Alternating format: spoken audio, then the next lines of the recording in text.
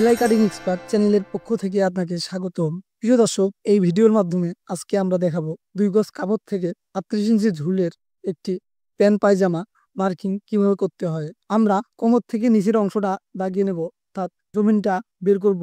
এতে নতুনদের জন্য প্যান্ট পায়জামা দাগানো অনেকটাই সহজ হয়ে যায়। এবারে আমরা পায়জামার 38 ইঞ্চি ঝুল অনুযায়ী পায়ের ঢোলাটা 6.5 ইঞ্চি নেব এবং সেলাইয়ের জন্য বাড়তি হাফ ইঞ্চি রেখে 7 ইঞ্চিতে দাগিয়ে দেব।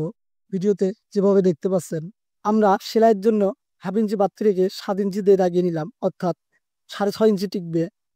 এবারে আমরা 7 ইঞ্চি মতো ছাদ দিয়ে প্যান্ট পায়জামার ঝুলটা বের করে ফেলবো, অর্থাৎ প্যানের অংশটা আমরা ছাদ দেব 7 ইঞ্চি মতো, দেখতে পাচ্ছেন। এবারে আমরা 38 ইঞ্চিতে দাগিয়ে দিলাম। আমরা প্যানের অংশ 7 ইঞ্চি ছাদ দিয়ে 38 ইঞ্চিতে দাগিয়ে দিলাম এবং স্কেলের সাহায্যে দাড়িটা টেনে দিলাম। 38 ইঞ্চি ঝুলের জন্য প্যান্ট সহ হাইয়ের মাপ হবে 28 ইঞ্চি। তো আমরা 7 ইঞ্চিতে দাগিয়ে দিলাম। 7 ইঞ্চিতে দাগিয়ে দেওয়ার ফলে প্যান্ট সহ হাইটা 28 ইঞ্চি টিকবে। এবারে হাইয়ের 28 ইঞ্চির দাগ অনুযায়ী আমরা একটি দাগ টেনে নেব। উপরের ঝুলের দাগ ও হাইয়ের মার্কিং অনুযায়ী আমরা 2 ইঞ্চি অথবা 1.5 ইঞ্চি মতো ছাদ দিব রাউন্ড শেপটা দেওয়ার জন্য, দেখতে পাচ্ছেন।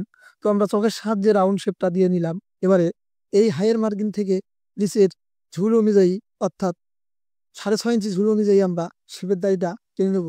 দেখতে পাচ্ছেন আমাদের দাগানো কমপ্লিট। প্রয়োজনীয় সব নিত্য নতুন ড্রেস কাটিং ও মার্ক সহজ ভিডিও পেতে আমাদের চ্যানেলটি সাবস্ক্রাইব করে সাথেই থাকুন। প্যান্ট পায়জামা দাগ ও কাটিং সম্পূর্ণ টিউটোরিয়াল শিখতে আমাদের চ্যানেলের অন্য ভিডিও সাহায্য নিতে পারেন।